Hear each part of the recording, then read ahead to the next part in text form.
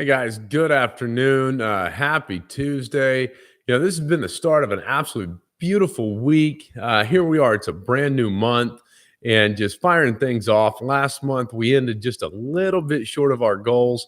But the good thing about goals is you can always reassess them, replan them, and and get back after it, see where you were weak, and really just attack and identify your strengths. But uh, today a very strong message has come over me as I was reading some things, and today's message I was reading about debt was really relevant to what we see each and every day whenever we work with new clients, and that is debt. It's probably in not just my opinion, and you can see this statistically and nationwide, that debt is seriously one of the most common problems that people have with their finances, and it is hindering them from being able to achieve their financial goals. And the sad thing about this is most people don't even realize just how bad it is. I'll give you a little point in case. Last Friday night, my wife and I sat down with a couple that they'd been married for almost 15 years. Their kids were pretty old. I say pretty old. They were grown, moving out or getting close to moving out. And they were still working on their student loans. They still had a mortgage, which the mortgage was pretty well paid off. I mean, they were doing okay, but it wasn't great.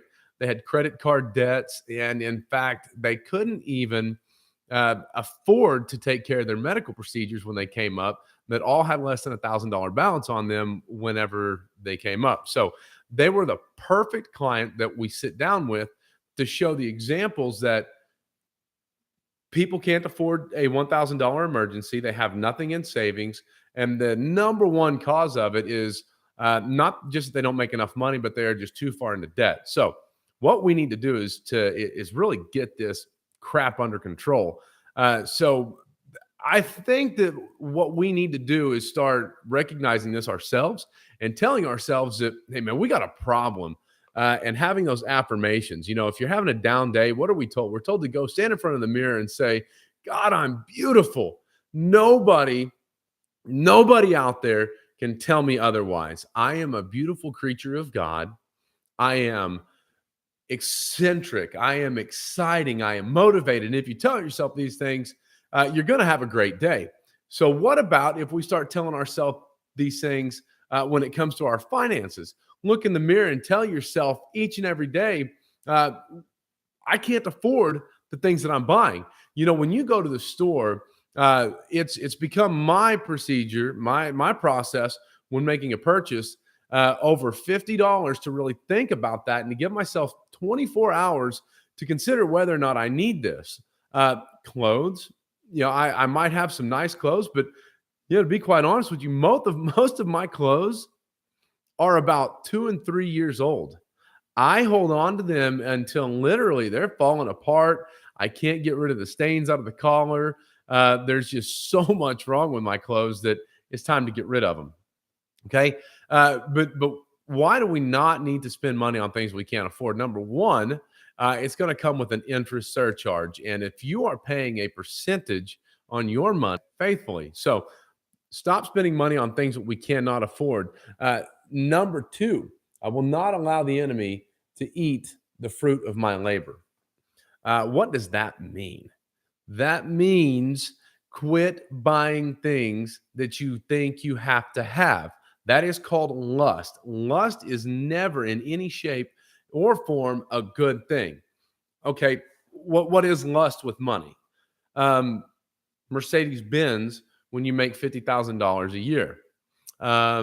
How about a 2,000 square foot house that costs $1,000 a month when you only make $50,000 a year?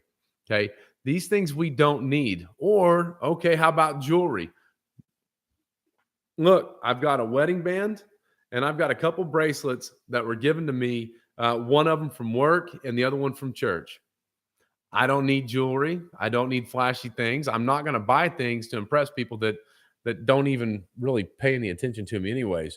How about this? 3, get a list of all of your debts.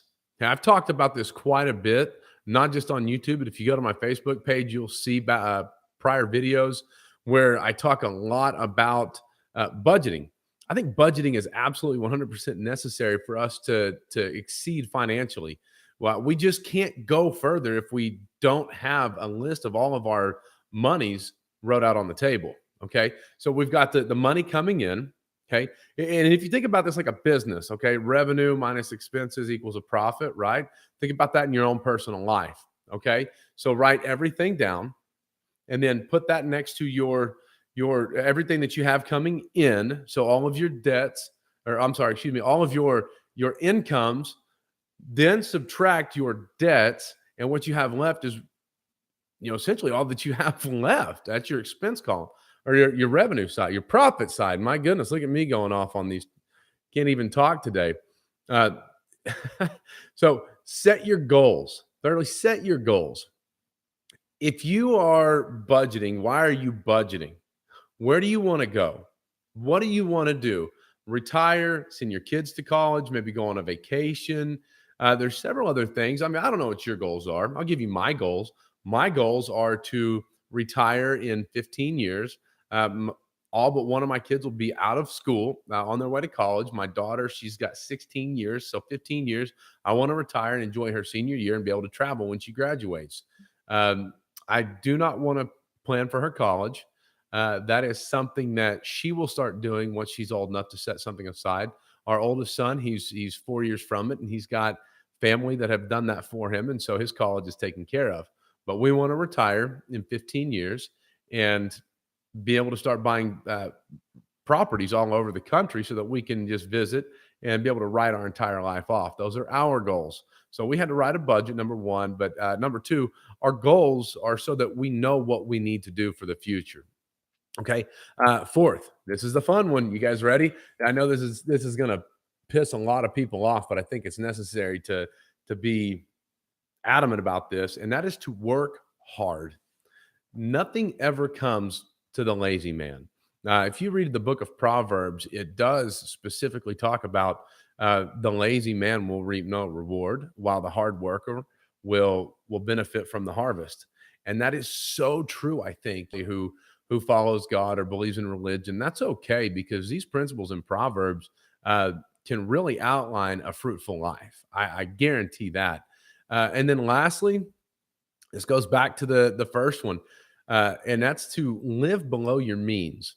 Okay, I cannot stress this enough. If you have to drive that big, fancy, flashy car, you have to have the Louis Vuitton purse, you have to wear the Rolex watch, you have to have the pearl necklace, the diamond earrings, and you max everything out on your debt to income to an extent that you're just paycheck to uh, you're kind of screwing yourself out of this. And being in a state where oil and gas is the main source of revenue, there's a lot of people here in Oklahoma that work in oil and gas. That as I was talking to a gentleman the other day, he said on the location that he works out, on average, they make per individual from 60,000 a year on up to 400 to 500,000 per year. He said the one thing that they all have in common is that the majority of them live paycheck to paycheck. Think of why is that? If I, with the right mindset, if I made 400 grand, um, I probably would be retired in about 5 to 10 years, just understanding how compounding interest works.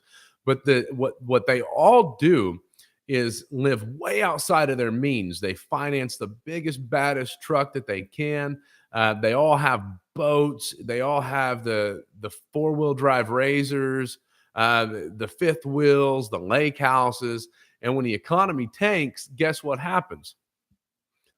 They sink and have to sell everything they have just to be able to make the rent.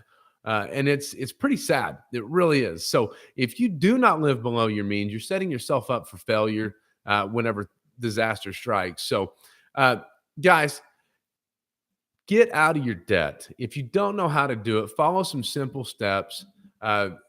Write out a budget, list out all your debts, implement debt stacking or debt snowballing, whichever you prefer to it, but just write it out. Get with your spouse, or if you're single, figure this out before you get married, because I promise what's worse than having one debt is having two people's debts. Do not get into this situation. Learn how to fix this. I love you guys. Please, please, please, if you like this content, share it, like it, subscribe. You can find me on Facebook. Follow me there. We've got some other videos I'd love for you to come back and watch. If you have questions, comments, or concerns, please leave them in the comments. And if you'd like to speak one-on-one, please email me or just reach out in the comments and I'll get back to you guys. Thank you. I love you so much. God bless and have a wonderful day.